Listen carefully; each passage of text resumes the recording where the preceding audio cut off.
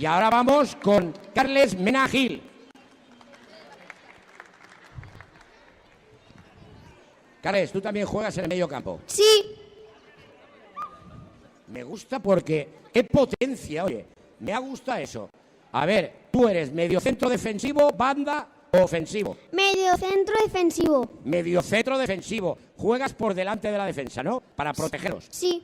¿Y por qué dice el portero que le llegan mucho? Porque los contrarios son muy rápidos pasándose el balón.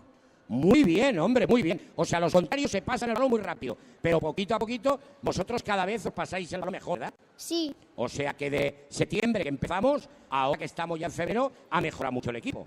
Sí. ¿Llegará el día que os lo paséis vosotros tan rápido? Tal vez. ¿Cómo tal vez? ¿Tú no crees que sí? Sí. ¿Sí? ¿Seguro? ¿De qué equipo eres? Barcelona. Joder, con el Barcelona. A ver, del Barcelona.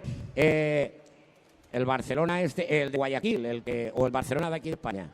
Barcelona, España. Ah, ¿y quién es tu ídolo? ¿Tiene que jugar en el medio del campo?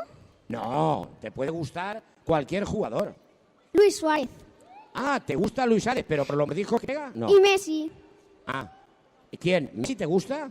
Y Luis Pero Suárez. ¿ese no juega en el Albacete? Messi no. Ah, ¿Messi no juega en el Albacete? ¿Ese dónde juega? En Argentina. En Argentina. Ah, es argentino, ya. ¿Y juega en el Albacete? En el Barcelona. Ah, juega en el Barcelona. Dime la tripleta de atacante del Barcelona. Ya has dicho dos. Dime la tripleta, los tres de arriba. Neymar. 1, Luis Suárez. 2, Y en punta Messi.